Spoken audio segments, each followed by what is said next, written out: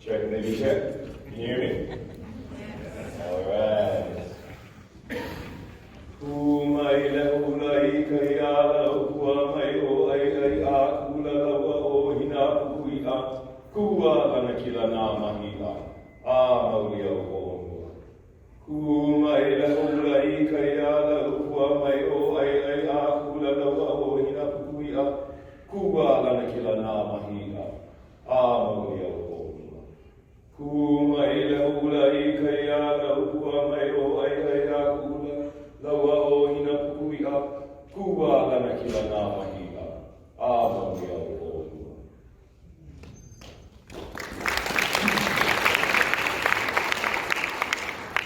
Aloha kakahianga kākou. Aloha e nā kākua. Aloha e nā aumakua. Aloha e nā kukuna. Aloha e nā makua. Nā opio. Nā keiki. Nā maui. Aloha. Mahalo nui for inviting me, the society, each and every one of you for who are here in this room this morning. Mahalo for this opportunity. I'm hella nervous. I'm just going to put that out there. So if you see me extensively using my hands a little too much, that's one of my mechanisms for coping with stress. Well, mahalo again for this opportunity. I really appreciate it on behalf of myself and my family, my immediate family, and my extended ohana of mahi practitioners around Hawaii. Truly is an honor to speak on behalf of Hawaii, its aquaculture history, to each of you today. Like Mike mentioned, I'll be speaking about generations of fish farmers building generations of fish farmers with stones that feed. And I'd like to build a little bit upon what Dr. Keliʻi shared with us yesterday. If you're able to hear, she gave an amazing presentation yesterday. And I'd like to kind of talk a little bit about what it looks like today, and maybe a little bit about what it's going to take for us to move forward into the future. The Oli and Pule that I shared a minute ago, we're paying homage to the genealogy and the history of our local practitioners, the Hawaiian fish farm practitioners. And what you're seeing here in this picture is what some of our origin stories tell us is the first lokoi'a to have been built in these islands. Well over 1,500 years ago, these stones were stacked up straight. This is located on the island of Maui, in Hana, in Aleamai. This is Leho'ula fish pond, and it was said to have been built by Ku'ulakai. And he worked this lokoi'a with his wife, Hina Kukui'a, and their son, Ai'ai. And they were the progenitors. They were by some origin stories, the founders of lokoi'a practice, fish pond practice in Hawaii. He was a magical man. They were a magical family. I'm going to talk a little bit more about magic, so I'll just leave it there. They were magical people. Fish ponds did not always exist in Hawaii, though. What was amazing is that our fish ponds came to us by way of ancestral DNA and ancestral memories. This is a picture of a stone trap located in Taiwan. So our cousins across the Pacific created and engineered very intricate, beautiful, and very functional stone weirs, fish weirs, that have been utilized for hundreds of years and still to today. This was taken from the airplane. I went to Taiwan a few years ago, and I just took a picture of, this is just near the airport. Amazing, beautiful, and totally intact and in use today. This is a part of our Hawaiian ancestral DNA. This is an old picture of a stone weir, a fish trap, in Indonesia.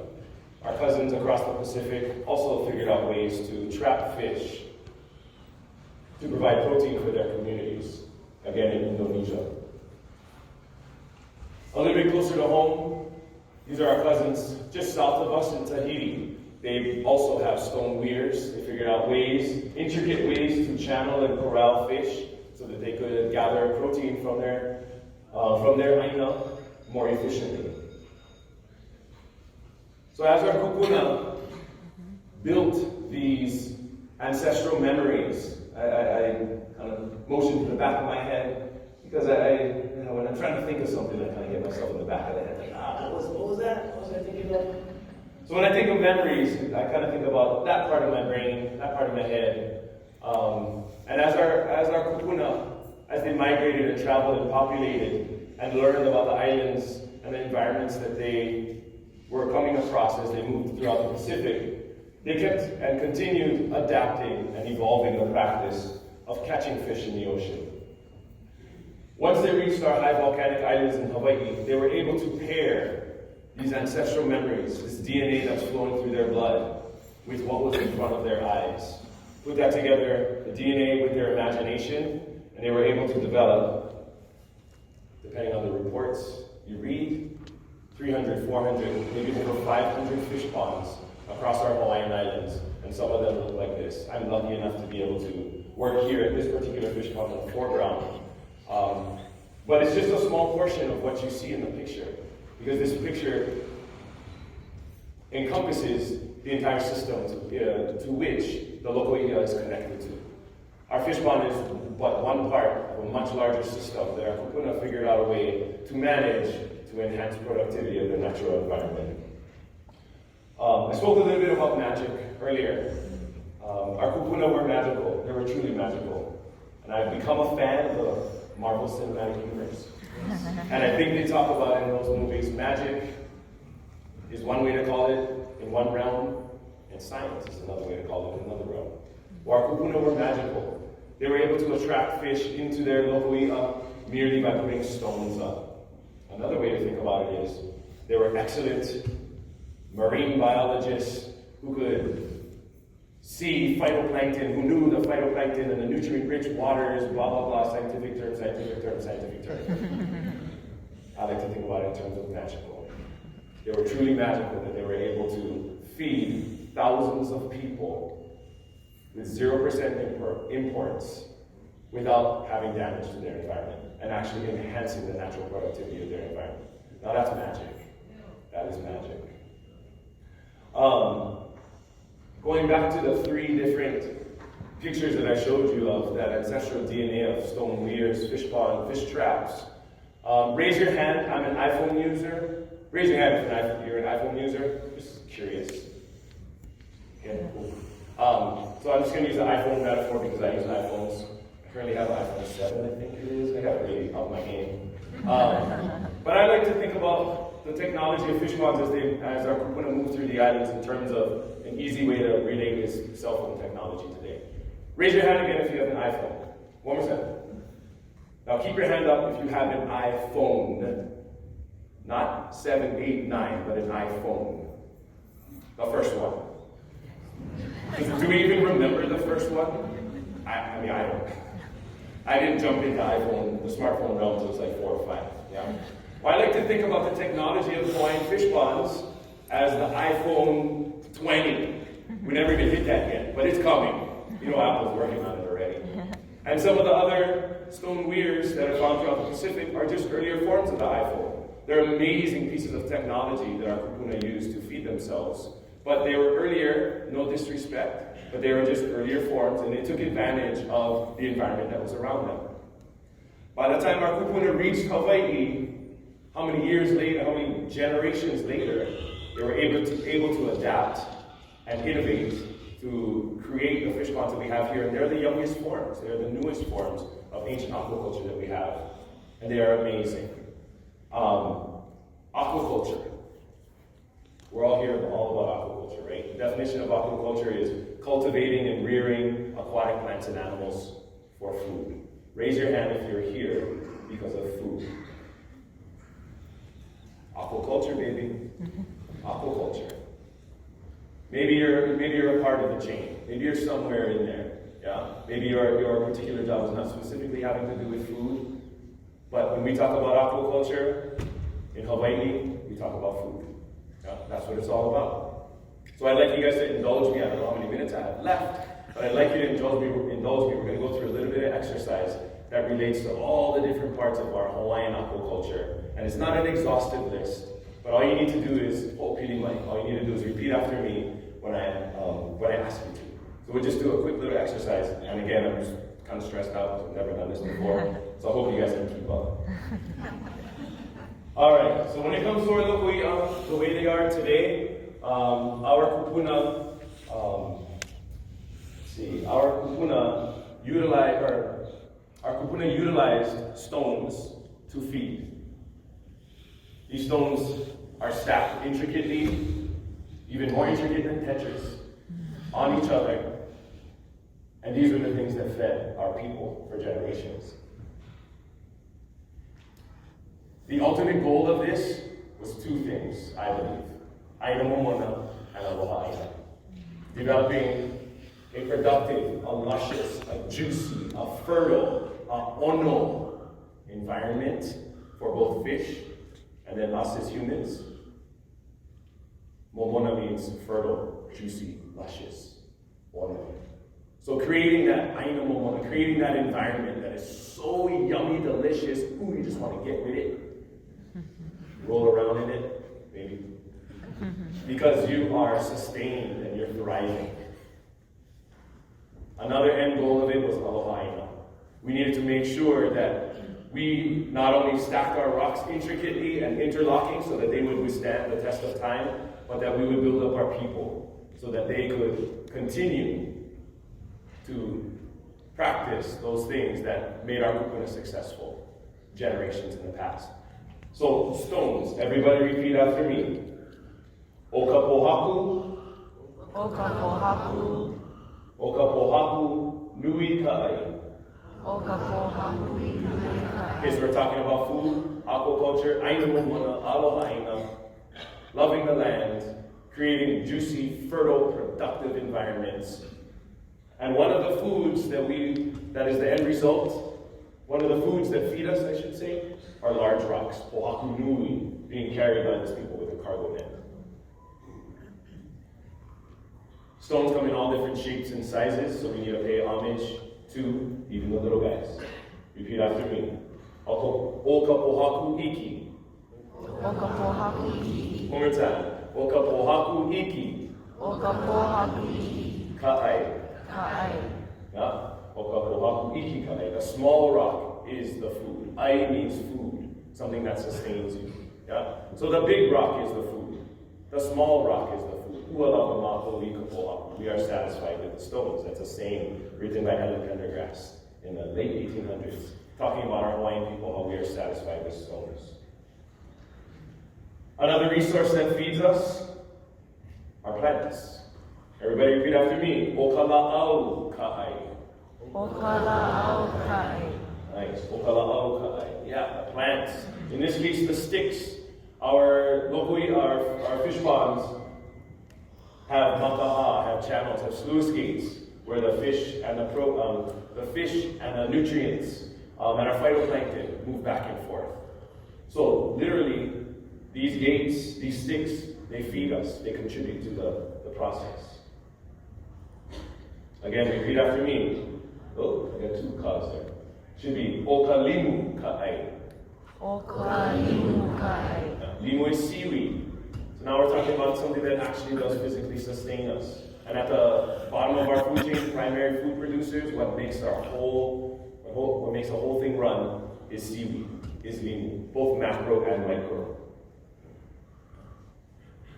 Here's a picture of a pualu, a surgeon fish, who eats of this limu, and then we get to eat of them. Kind of hard to read, which is a little higher.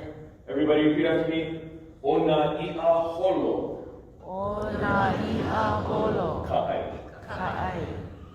The fish, the things in the ocean that move, are food. Well, of course. Hawaiian fish ponds were made to raise herbivorous fish. Herbivorous fish they help us to, as Vernon Sato put it yesterday, have efficient energy transfer through the system, to us. We as humans, we extract energy from our environment to survive, and if we eat herbivorous fish, we're able to uptake energy from our environment much more efficiently. So, onai a holo kai, the fish that move, that swim, are food. There's another kind of fish. Everybody repeat after me. Onai a kolo. Onai a kolo. Kai. Ka'ai. The fish that crawl. Fish that crawl. These are the crabs. I wish the color came through a little bit better, but this is about 200 Samoan crabs. that came out of our lokoi'a, and it exists in many of our lokoi'a around the islands, that can be used to feed people. One more. Okapipi ka'ai. O ka pipi ka ai. Pipi are shellfish. Yeah? Several of our Hawaiian fish ponds are endeavoring to participate in the shellfish industry. And they're at varying stages of participating in the industry. And it's another way that we can feed our people. Pipi, different forms of shellfish were found in our ponds throughout the millennia. But today we're coupling that with coupling the naturally occurring organisms along with some newer, more naturalized organisms like Pacific oyster, and we're able to provide that as food to our communities. So those are some of our natural resources. Yeah, the rocks, the stones, the fish who swim, the fish who crawl. Yeah, the pipi, the fish who are pipi-pa to our environment, to the rocks. Now we're going to talk about other forms of food and in terms of the ways that we are fed. So repeat after me. Pono ka no'ono'o. Pono ka no'ono'o. Ika ai. Ika ai. Yeah. So one of the ways that we are fed is by having a focused and intentional thought process throughout all that we do. And one of the ways that we do this is through ceremony. Yeah. Simply, you can also simply do it by having staff meetings. You got to be focused in your thought, right? Something as simple as a staff meeting, something as simple and easy in practice, you just got to practice, as ceremony. Yeah.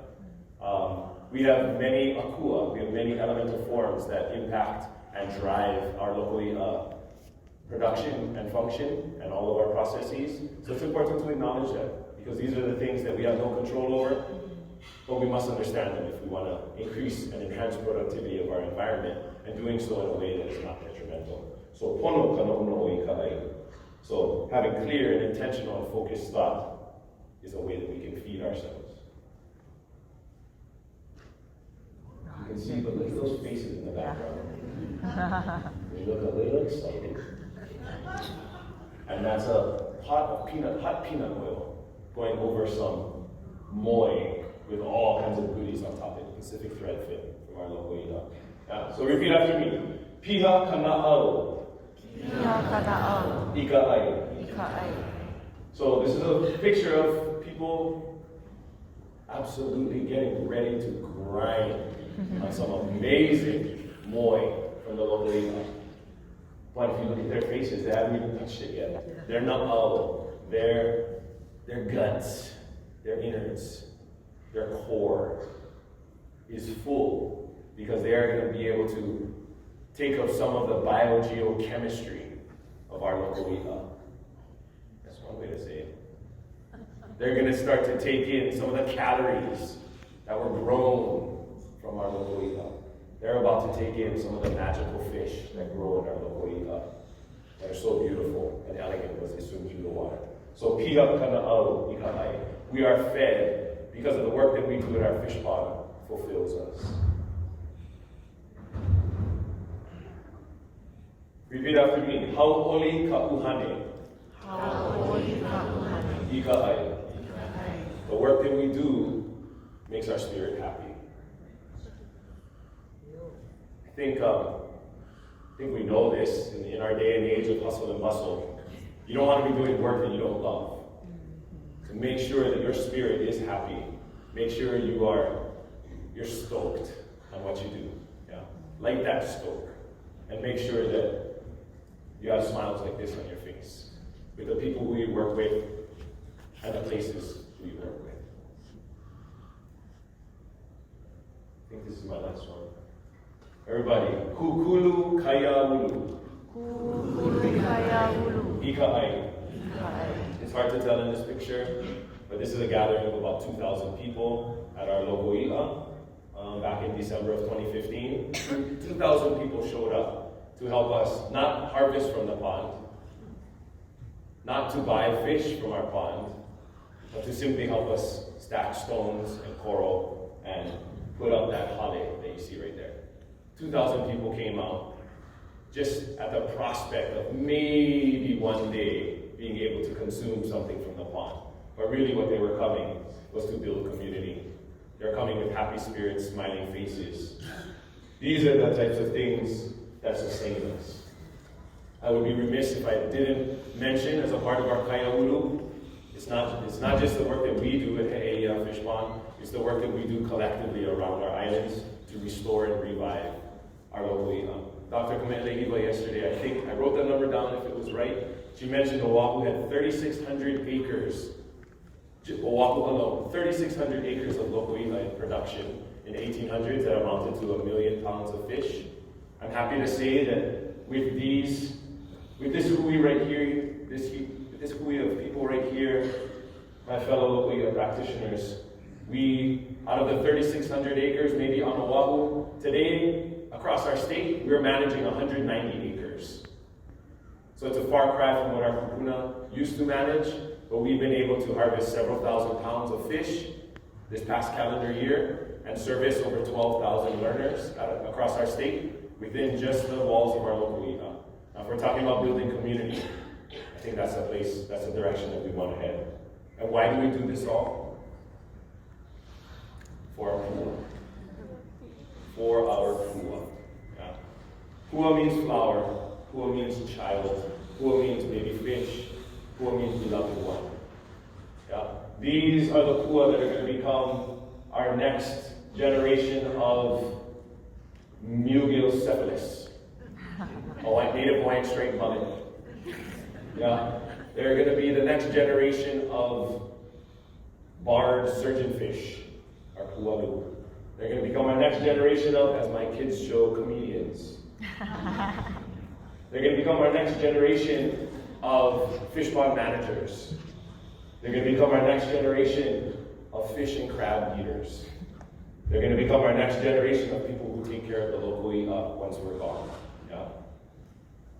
I was lucky enough 4 or 5 days ago to work alongside people from around the Pacific who are all interested in aquaculture, indigenous aquaculture, and some of them are here in this room today. And I feel so lucky that I was able to share space and time building a wall. We did eat fish from our fish pond, but not at every meal and not all the time.